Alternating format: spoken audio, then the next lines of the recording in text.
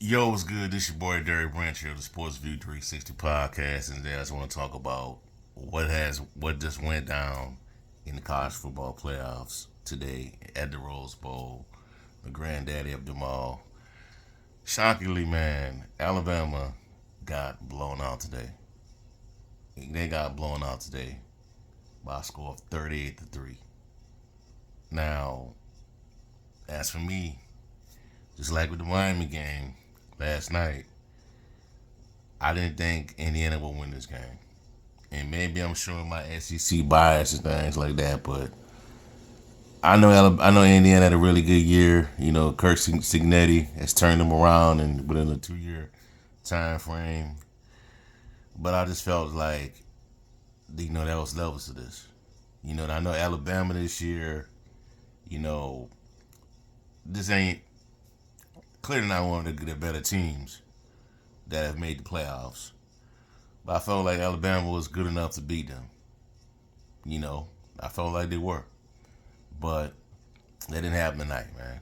They could not.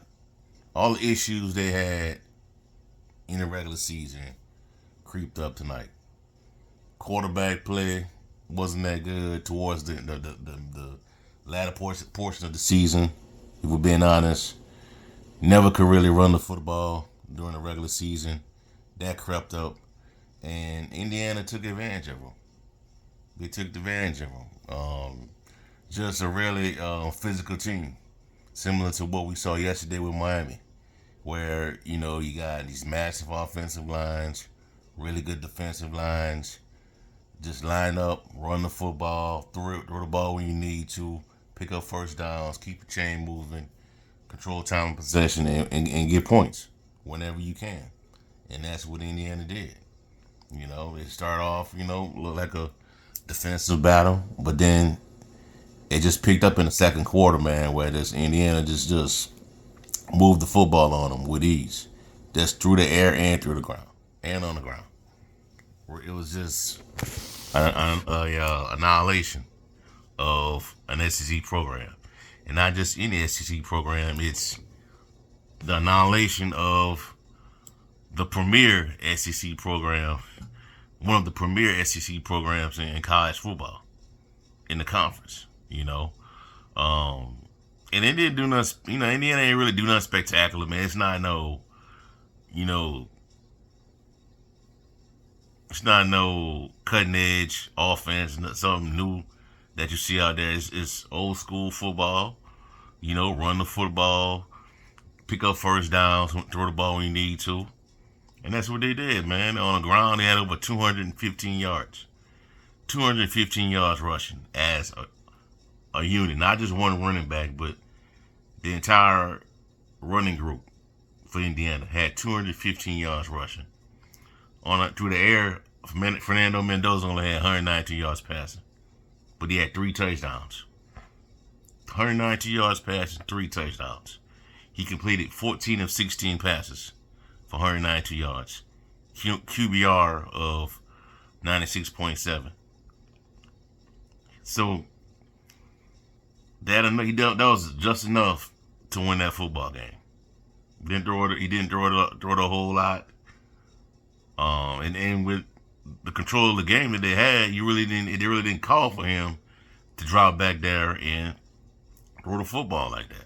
It just didn't. But for Alabama, it just wasn't a good game. It just wasn't a good game for their guys. And like I said, the issues they had through the latter portion of the season crept up today. Because there was a point where when the season kicked off, Alabama's offense was cooking. It was. Then I would say around that South Carolina game, the Missouri game, where they just started to things start to regress. You saw it in the Iron Bowl. The bench pull that one out, but things started to take a back seat. Even when they beat LSU, it wasn't crisp. And all that crept up today. Ty Simpson had to leave the game because of an injury. I think he has a decision to make. Is he going to come back next season, go qualify? I won't say qualify, but put his name into the hat for the NFL draft. We'll see. That's up to him. I mean, maybe you look at. I mean, the offense just hasn't been good, man.